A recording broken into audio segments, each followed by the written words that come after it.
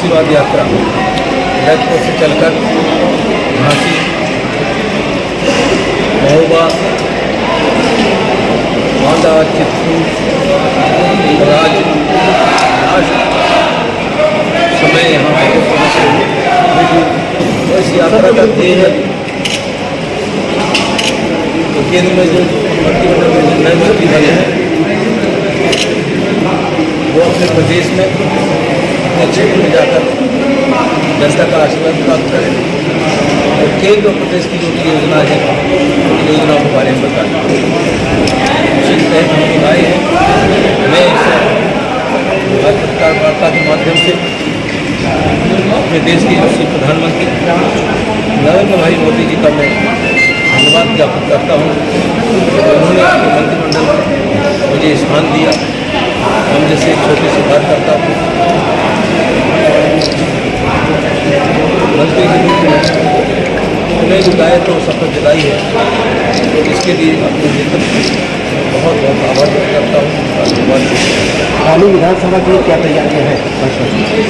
इस रणनीति के तहत कार्यकर्ता और भारतीय जनता पार्टी के कार्यकर्ताओं पर अधिकारी हमेशा 24 घंटे सिर्फ जनता की सेवा में लगे रहते हैं।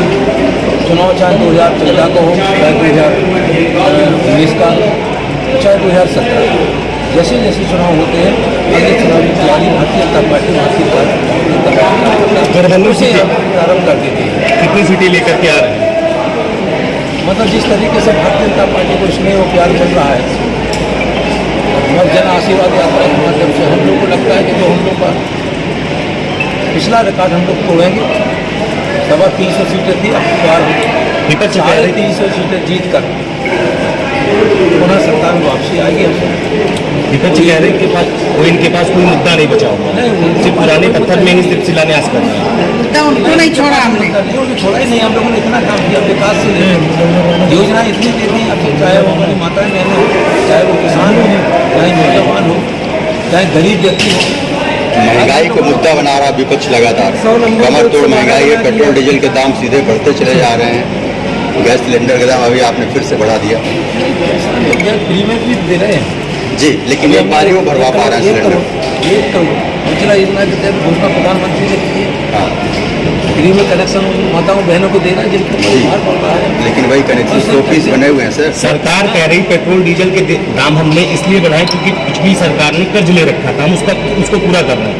और विपक्ष कह रहा है कि सरकार के पास कोई एजेंडा ही नहीं बचा। आप लोगों ने देखा होगा कि 2014 में आने के बाद, उसके पहले 2004 से लेकर 2014 तक उन्होंने जितना खर्च किया है, जितना लोन लोगों को दिया है, उन्होंने जब से देश स्वतंत्र हुआ था तब से लेकर 2014 तक मात्र 18 करोड़ उन्होंने लोन किसानों को दिया था।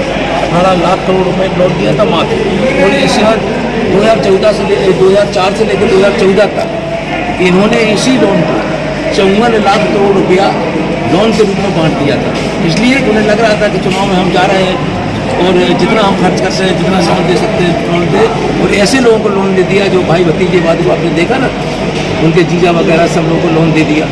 अब जब इतना कर सारी चीज़ें हैं तो देश के यशस्वी प्रधानमंत्री आप देख रहे हो कोरोना में किस तरीके से उन्होंने काम किया है। और कोरोना की आपदा से, क्योंकि आपदा ये अकेले अपने यहाँ नहीं आई, पूरे विश्व में आपदा है, लेकिन भारतवर्ष ने जो काम किया है, उत्तर प्रदेश सरकार ने जो काम किया है वो अपने सब नागरिकों को बचाकर आगे बढ़ने का सतीश चंद्र मिश्रा जी का बयान आया है कि बसपा इस बार अकेले चुनाव लड़ेगी। नहीं तो लड़े, उससे क्या है, वो किसी और के साथ हो जाए जी, क्योंकि वो जिनके साथ मिले हैं जी, उन्हें तो हमारे भारतीय जनता पार्टी के नेता अटल बिहारी वाजपेयी एक बार नहीं 3-3, 4-4 बार मुख्यमंत्री बनाया था। अब 4-4 बार मुख्यमंत्री बनाने के बाद उन्होंने वो समुदाय का कोई विकास नहीं किया, उनके लिए कोई शिक्षा और सारी चीज़ों की अच्छी योजनाएं नहीं थी। वो तो उनके साथ धोखा हुआ है। किनसे मिले हैं ये? तो वो किसी से मिले, सतीश जी अपना स्वागत कराए जी। ब्राह्मण हमारे सिद्धिभाई अटल बिहारी वाजपेयी को आपको मालूम है कि सब नेताओं से मतलब अच्छे सुशील मतलब सही बात कहने वाले, जब उन्हें ये मायावती थी जिन्हें 3-3 बार 4-4 बार मुख्यमंत्री बनाया था, उन्होंने 1998 में सिर्फ अविश्वास जब हुआ था तब एक वोट से सरकार गिरा दी थी उन्होंने। तो कम से कम उतने दिन उन्हीं की बजा देते। तो जो उन्हें बेटी मानते थे उन्हें 4 बार मुख्यमंत्री बनाया, अपना सारा समर्थन दिया, सारी चीज़ें दी। क्या मायावती ने मतलब धोखा दिया भाजपा को? तो सबने दिया था जी। एक वोट से सरकार गिरी थी, अगर यही वोट देते तो 2 वोट से सरकार जीत जाती, जी 5 वोट से जीत जाती। अगर ये वोट भी न डालते तो 2 वोट से चुनाव मतलब सरकार बच जाती, लेकिन उन्होंने विपक्ष में वोट डाल के 1 वोट से सरकार गिराई।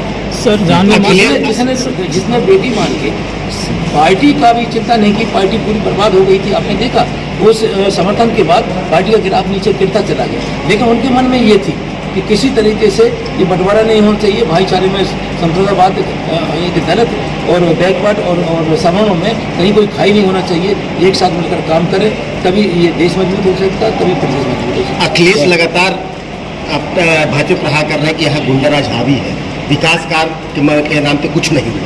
विकास के मामले में इतना विकास हुआ है कि शायद वो उन्हें पता ही नहीं है आपसे नहीं आपसे, इसलिए कि उन्होंने विकास किया ही नहीं था। भाई उनने जब विकास नहीं किया था उनकी समझ थोड़ी आ रहा है कि विकास हो रहा। आज राहुल गांधी तो बड़ी तेजी के साथ विकास कर रहे हैं आपके पास। राहुल गांधी ने फिर से तंज कसा है। गुंडागिरी हुई पूरी तरीके से, उनके ही राज में गुंडागिरी हुई है, हर जगह गुंडा। हमारे यहाँ बुंदेलखंड में देखिए किस तरीके से गुंडागिरी होती थी, हम लोगों को खड़े होकर विरोध करना पड़ता था, तो विरोध करते थे उनका। सर एक वीडियो वायरल हो रहा है लगातार, एक आरटीआई से मांगा एक व्यक्ति ने कि कितनी पद भरे गए इस सरकार में, 4 लाख का दावा कर रहे हैं मुख्यमंत्री, और आरटीआई के तहत उसने बताया कि अनुपलब्ध हैं कोई भी पद। आप लोगों को देखा नहीं होगा जी, जिस तरीके से जो पद भरे सारे, चाहे शिक्षकों के हो, चाहे सिंचाई में जेईओ को पकड़ा हो, अरे उन्हें सीधा सर्टिफिकेट दिया जा रहा है, बुला के उन्हें लीजिए सर्टिफिकेट चाहिए। उन्हें जो भ्रष्टाचार होता था पीछे पोस्टिंग में, वो सारा भ्रष्टाचार समाप्त कर दिया, सीधा बुला के उन्हें दिया जा रहा है कि सर्टिफिकेट ले लीजिए, किसी में बिचौलिए नहीं, कोई सारी चीज़ें नहीं। पहले क्या होता था, नौकरी के पीछे कितनी दलाली होती थी, पुलिस तक में ये होते थे कि पैसे लेके पुलिस में भर्ती होती थी। आज कम से कम भ्रष्टाचार नाम की कोई चीज़ नहीं कह सकता है कि ये सरकार कहीं इस पैसे का भ्रष्टाचार कर रही हो। जनता के साथ मिलकर, जनता का विश्वास लेके और जनता के लिए, विकास के लिए काम कर रही है।